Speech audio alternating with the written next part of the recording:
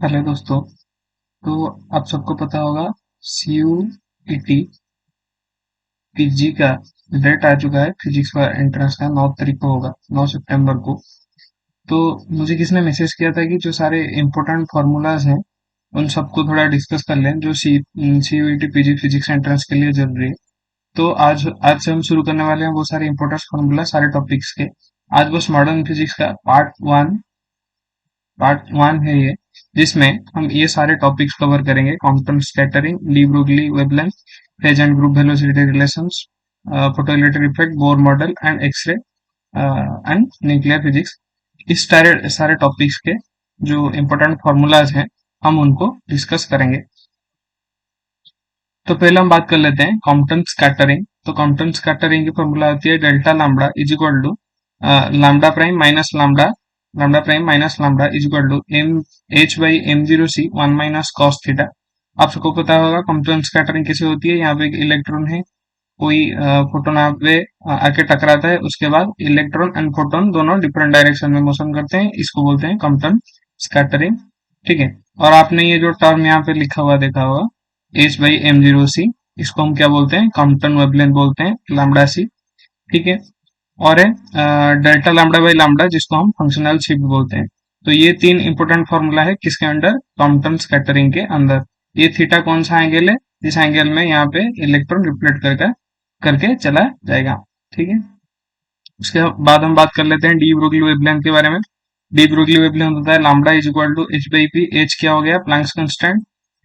यहाँ पे भी देखो, यहाँ पे भी जो एच यहाँ पे हमने लिया था ये भी है प्लैंक्स कंस्टेंट। एम हो गई मास, सी हो गई स्पीड ऑफ लाइट। ठीक है। तो डी ब्रोगली वेवलेंथ में लैम्बडा हो गया H is equal to Planck's constant, P हो गई मोमेंटम। ठीक है। उसी सारे वैल्यू को हम यहाँ पे सब्स्टिट्यूट करते हैं। ये रिलेटिविस्टिक मोमेंटम है, इसकी वजह से ये वाला वैल्यू यहाँ पे सब्स्टिट्यूट किया हुआ है। ठीक है। आपको पता होगा relativistic momentum P is equal to क्या होता है? एम जीरो भी divided by one minus V square by C square का रूट ओवर, ये होता है। इसके वजह से ये हो गई रिलेटिविस्टिक मोमेंटम। ठीक है। और ये जो आप सारे देख रहे हो फॉर्मूलाज, ये हो गई ये भी होगी, ये हो गई इलेक्ट्रॉन के लिए, जिसकी वैल्यू यहाँ पे मैंने लिख रखी है।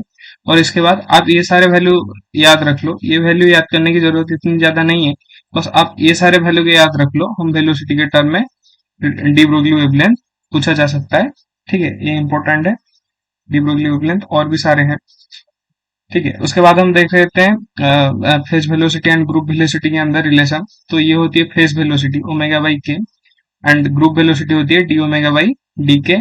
उसके बाद नॉन डिस्पर्सिव मीडियम अगर होगा तो VP is equal to VG हो जाएगा, मतलब phase velocity is equal to group velocity. अगर डिस्पर्सिव मीडियम होगा तो उनके अंदर रिलेशन आएगा VP multiplied by VG is equal to V square, मतलब phase velocity into group velocity is equal to velocity of light का स्क्वायर। और ये हो गई इनकी जो जनरल इक्वेशन होती है रिलेशन के अंदर, किसकी? Phase velocity and group velocity की रिलेशन के अंदर। तो ग्रुप वेलोसिटी यहाँ पे हो गई phase velocity minus lambda DP by D lambda. ठीक है। वेलोसिटी फेज वेलोसिटी को विथ रिस्पेक्ट टू लैम्बडा हम यहाँ पे डेरिवेटिव लेते हैं। उसके बाद आती है फोटो इलेक्ट्रिक इफेक्ट के ऊपर। फोटो इलेक्ट्रिक इफेक्ट में पहले आप देखो photon energy photo electric effect क्या होती है? यहाँ पे कोई मेटल सरफेस है जिसमें लाइट आके गिरती है, तो लाइट क्या होती है? फोटोन होते हैं इसमें। तो ये जो एनर्जी में गिरती है एच न्यू। उसके बाद यहाँ पे एक इलेक्ट्रॉन को ये एक्साइट करता है और इलेक्ट्रॉन यहाँ से रिमूव होके जाता है, जिसको हम फोटो इलेक्ट्रॉन बोलते हैं। ये सारे इफेक्ट को फोटो इलेक्ट्रिक इफेक्ट बोला जाता है। तो वो जो फोटोन आके यहाँ पे टकरा रहा है उसका energy E is equal to H nu. Nu होती है फ्रीक्वेंसी। ठीक है। और न्यू को हम सी वाई लैम्बडा के टर्म में लिख सकते हैं, nu is equal to C by lambda. तो बस वही वाला वैल्यू यहाँ पे सब्स्टिट्यूट कर दिया गया है। उसके बाद फोटोन मोमेंटम, जो फोटोन यहाँ पे आके टकरा रहा है उसका momentum P is equal to H by lambda. And again हम बस ये सारे वैल्यू के अंदर इंटरचेंज करके ई पी एच लैम्बडा इस सारे वाले को interchange E by C, energy by C. ठीक है। उसके बाद आती है maximum energy ejected by photo electron, मतलब यहाँ पे अगर किसी पर्टिकुलर एनर्जी की फोटोन आके गिर रही है एच न्यू, तो यहाँ से जो इलेक्ट्रॉन जाएगा रेडिएट होके यहाँ से जाएगा, उसका मैक्सिमम एनर्जी क्या हो सकती है, इसको हम लिखते हैं के maximum is equal to H nu minus phi, इसको हम बोलते हैं work function is equal to H nu minus H nu zero. ये हो गई थ्रेशोल्ड फ्रीक्वेंसी। थ्रेशोल्ड फ्रीक्वेंसी मतलब मिनिमम फ्रीक्वेंसी, यहाँ पे मिनिमम जितनी फ्रीक्वेंसी, मतलब देखो जब तक एनर्जी ऐसे आके इलेक्ट्रॉन के ऊपर लग रहा है, जब तक ऐसे पर्टिकुलर फ्रीक्वेंसी तक एनर्जी नहीं ले जाता इलेक्ट्रॉन, तब तक वो यहाँ से रिफ्लेक्ट नहीं हो सकता। आपको ये पता है फोटो इलेक्ट्रिक इफेक्ट के बारे में, ठीक है। मैं बस पूरा डिटेल में नहीं जा रहा हूँ क्योंकि हम बस फॉर्मूला रिवीजन कर रहे हैं, बस ब्रीफली आपको बता दे रहा हूँ, ऐसा ही होता है, काम करता है। तो ये हो गई वही थ्रेशोल्ड फ्रीक्वेंसी, फाई हो गई वर्क फंक्शन, ठीक है। इसको एनर्जी को हम ये हो गई पोटेंशियल, ठीक है, पोटेंशियल ई इंटू पोटेंशियल, ये हो गई काइनेटिक एनर्जी मैक्सिमम, ठीक है। और जो पोटेंशियल उसको हम बोलते हैं क्या, स्टॉपिंग पोटेंशियल। स्टॉपिंग पोटेंशियल मतलब वो स्टॉप करके रखता है इलेक्ट्रॉन को, कितने पोटेंशियल मिनिमम चाहिए जिसके बाद वो रेडिएट हो पाएगा, ठीक है। तो जो मिनिमम पोटेंशियल होती है उसे हम बोलते हैं स्टॉपिंग पोटेंशियल, तो उसे हम बोलते हैं एच बाई ई। मतलब यहाँ पे देखो ये वाले जो फॉर्मूला हमने लिखा था, बस यहीं पे हमने ई को लाके नीचे डिवाइड कर दिया, ठीक है। तो ये हो गई स्टॉपिंग पोटेंशियल, ये हो गई ग्राफ किसके अंदर, स्टॉपिंग पोटेंशियल एंड फ्रीक्वेंसी, इसके बिटवीन जो ग्राफ है ये वाला ग्राफ है, बस ये वाला ग्राफ याद रख लेना, इससे भी क्वेश्चंस आते हैं। और ये भी हो गई condition for photo electric effect, मतलब फोटो इलेक्ट्रिक इफेक्ट होने के लिए कौन सा कंडीशन चाहिए, ठीक है। तो पहले पहले कंडीशन हो गई कि जो frequency of incident radiation should be greater than frequency of, मतलब थ्रेशोल्ड फ्रीक्वेंसी से ज्यादा होना चाहिए। यहाँ पे जो सरफेस के ऊपर आके जो लाइट गिर रही है उसकी फ्रीक्वेंसी, यहाँ पे जो इलेक्ट्रॉन है इसकी थ्रेशोल्ड फ्रीक्वेंसी से हमेशा ज्यादा होना चाहिए, जिसकी वजह से यहाँ पे इलेक्ट्रॉन रेडिएट होगा, ठीक है। उसके बाद आता है number of electron emitted is proportional to intensity of the radiation. यहाँ पे जितने इंटेंस लाइट यहाँ पे रेडिएट होगी उतने ज्यादा इलेक्ट्रॉन यहाँ से रेडिएट हो गए। ये दोनों कंडीशन हो गए किसके, फोटो इलेक्ट्रिक इफेक्ट होने के। उसके बाद हम बात कर लेते हैं बोर्स मॉडल की। बोर्स मॉडल हम कैसे कैलकुलेट करते हैं, क्वांटाइजेशन ऑफ एंगुलर मोमेंटम से हम कैलकुलेट करते हैं। ये लोग angular momentum is equal to M B R is equal to N H by two pi, ये हो गई क्वांटाइजेशन थ्योरी। इसको इसी से लेके यहाँ से आर निकाल के हम कैलकुलेट करते हैं उससे आगे। तो वो जो रेडियस आती है nth ऑर्बिट में, बोर्थ nth ऑर्बिट में, उसका इक्वेशन होती है एप्सिलॉन। ये क्या आती है, परमिटिविटी एट फ्री से, परमिटिविटी एट फ्री स्पेस, ठीक है। और एच हो गई प्लैंक्स कांस्टेंट, उसका स्क्वायर, एन हो गई प्रिंसिपल क्वांटम नंबर, पाई हो गई, पाई है constant, mass of electron, E charge of electron, उसका स्क्वायर इनटू जेड।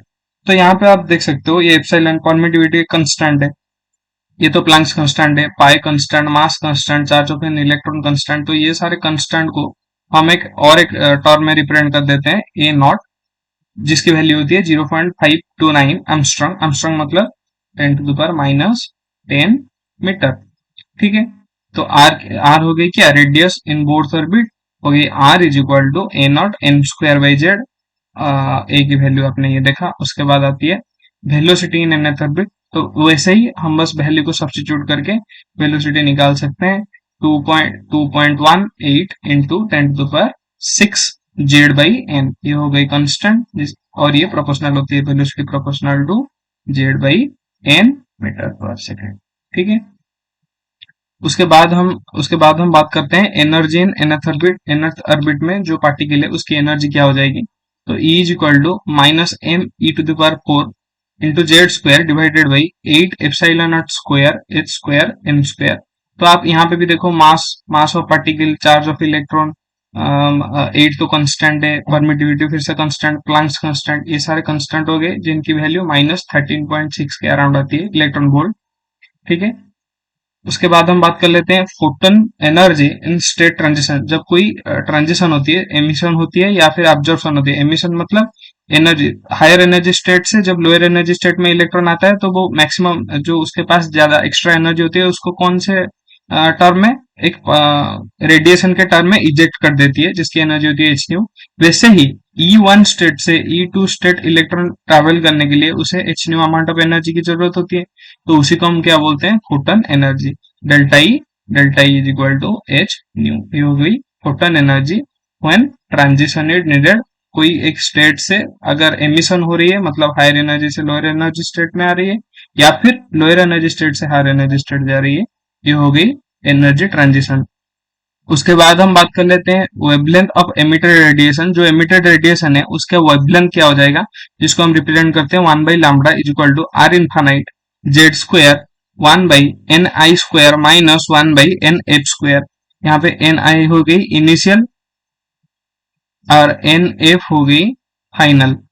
ठीक है, तो और ये जो आर इन्फानाइट है उसे हम क्या बोलते हैं, रिडबर्ग कांस्टेंट बोलते हैं, जिसकी वैल्यू होती है 1.0.97 मीटर इनवर्स। ठीक है, और यही जो N1 एंड Ni और Nf, इसकी वैल्यू से ही हम जो हाइड्रोजन स्पेक्ट्रा में लेमन, बाल्मर, पास्चन ये वाले सीरीज होते हैं, ये सब यहीं से डिसाइड होते हैं कि इनिशियल और फाइनल, मतलब इनिशियल कौन से स्टेट में होगी, जिसकी ग्राउंड स्टेट होगी उसी के हिसाब से हम लेमन, बाल्मर, पास्कल डिसाइड करते हैं। ठीक है, और एक टर्म हम यूज करते हैं वेब नंबर, जिसे हम म्यू बार के टर्म से, म्यू बार के नाम से रिप्रेजेंट करते हैं, mu bar is equal to 1/λ। ठीक है, बस ये इतने सारे इंपॉर्टेंट है इसमें। उसके बाद हम बात कर लेते हैं एक्सरे डिफ्रैक्शन एंड प्रॉपर्टी। मतलब एक्सरे की प्रॉपर्टी में देखिए, ये हो गई आपकी एक्सरे की मिनिमम वेवलेंथ क्या हो सकती है, hc/e, और एनर्जी उसमें क्या एसोसिएट हो सकती है, मैक्सिमम एनर्जी हो गई 3.1 electron volt, minimum energy associate हो गई 1.77 इलेक्ट्रॉन वोल्ट। ठीक है, उसके बाद आती है जो ब्राग्स लॉ हमने पढ़ा था, ब्राग्स लॉ। ठीक है, एक्सरे डिफ्रैक्शन में 2d sin theta equal to m जिसमें हम d को ग्रेटिंग एलिमेंट बोलते हैं, ये बेसिकली सॉलिड स्टेट फिजिक्स में यूज होती है, तो ग्रेटिंग एलिमेंट बोलते हैं। उसके बाद थीटा हो गई ब्रैग्स एंगल और n हो गई ऑर्डर ऑफ डिफ्रैक्शन। ठीक है, उसके बाद बात कर लेते हैं न्यूक्लियर फिजिक्स के इंपोर्टेंट फॉर्मूलाज, जिसमें न्यूक्लियर रेडियस होती है r is equal to R naught A to the power 1/3 हो गई क्या, मास नंबर। ठीक है, मास नंबर की 1/3 पावर से मल्टीप्लाई होती है आर नॉट, एक कांस्टेंट जिसकी वैल्यू होती है 1.1 और अप्रोक्सीमेटली 1.2 भी लिया जाता है किसी किसी बुक में। आप किसी भी वैल्यू लो, अप्रोक्सीमेटली सेम आंसर आ जाएगा। 1.2 फॉर्मी, इसको बोलते हैं क्या, फॉर्मी 10⁻⁻15 मीटर। ठीक है, उसके बाद आ जाती है रेडियो एक्टिव डीके रेट, ये हो गई डीके इक्वेशन जो जिसे हम बोलते हैं। ठीक है, dn/dt with respect to time change हो रहा है amount is equal to minus lambda n, इसको हम क्या बोलते हैं, डीके कांस्टेंट। ठीक है, डीके कांस्टेंट यहाँ पे भी लिखा हुआ है। तो रेडियो एक्टिविटी एक टर्म हम यूज करते हैं n/z, इसको हम बोलते हैं 1.5, ये थोड़ा इंपॉर्टेंट है।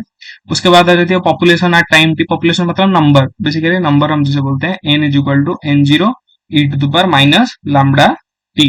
ठीक है, यहाँ पे लैम्डा हो गई डीके कांस्टेंट, t हो गई टाइम, n0 हो गई इनिशियल अमाउंट। उसके बाद हम बात कर लेते हैं एक टर्म यूज होता है हाफ लाइफ। हाफ लाइफ मतलब अगर आपने कोई इनिशियल अमाउंट n लिया है, इसका हाफ n/2 होने तक के लिए जितना टाइम लगता है उसे हम बोलते हैं रेडियो एक्टिव एलिमेंट में टी हाफ। ठीक है, टी हाफ मतलब हाफ लाइफ, जिसको हम ऐसे रिप्रेजेंट करते हैं ln 2 divided by lambda. ln 2 की वैल्यू होती है 0.693 डिवाइडेड बाई लैम्डा, ये हो गई हाफ लाइफ। उसके बाद आती है एवरेज लाइफ। एवरेज लाइफ क्या होती है, T average equal to 1/λ is equal to 1/λ, यहाँ पे जो लैम्डा लिया था 1/λ, बस इसी को वैल्यू बोलते हैं। ठीक है, तो ये हो गई ln 2 divided by T half, जिसको टी बार से रिप्रेजेंट किया जाता है एवरेज लाइफ को। उसके बाद आ जाती है population after n half life, मतलब कोई n number of half life हो गई, 2 half life, 3 half life, 4 half life, ऐसे कोई हाफ लाइफ अगर आ रही है तो नंबर ऑफ अमाउंट कैसे हो जाएगी, ये एक शॉर्ट फॉर्मूला है, आप याद कर सकते हो, इक्वेशन पुट करने की जरूरत नहीं है, डायरेक्ट ये फॉर्मूला पुट कर देते हैं हम एंट्रेंस में। ठीक है, जिसकी वैल्यू होती है n is equal to n0 1/2 to the power n। उसके बाद आती है डीके रिएक्शंस। तो ये हो गई डीके रिएक्शन की इक्वेशन, जब n1 रिएक्शन n1 डीके हो रहा होगा तो λ1 minus λ1 lambda, sorry minus λ1 n1 हो जाएगी। जब n2 डीके हो रहा होगा तो λ1 n1 माइनस λ2 n2, जिसको हम ऐसे ही बोल सकते हैं, ये क्या है, इनिशियल अमाउंट, ये हो गई n1 के वक्त जो हो रहा होगा वो वाला अमाउंट।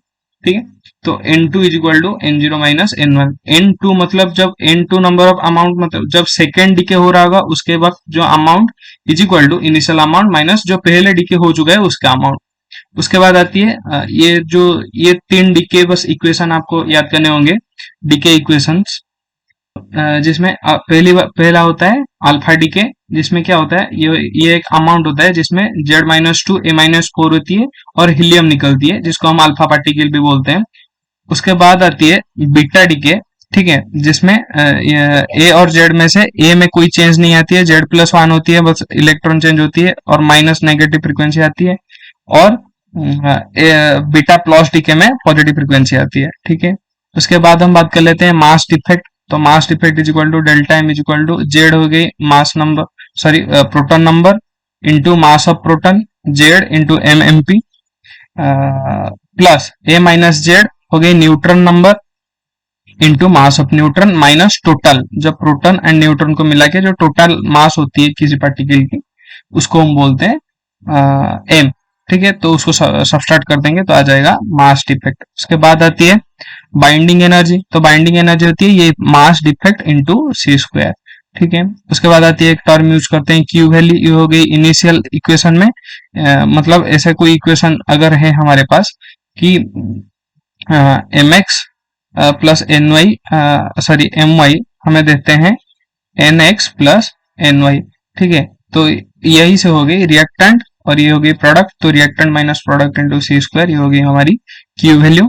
उसके बाद कोई अगर न्यूक्लियर रिएक्शन हो रहा है तो उसमें एनर्जी कितना रिलीज होता है, E is equal to MC square वाला रिलेशन है, change in E is equal to change in mass. किसकी मास में चेंज, रिएक्टेंट की मास माइनस प्रोडक्ट की मास, ठीक है। इतना था जो फॉर्मूला हमें डिस्कशन करना था पार्ट 1 में, और पार्ट 2 में हम क्वांटम फिजिक्स और बाकी ब्लैक बॉडी रेडिएशन वाले जो इक्वेशंस हैं उन्हें डिस्कस करेंगे। तब तक के लिए थैंक यू।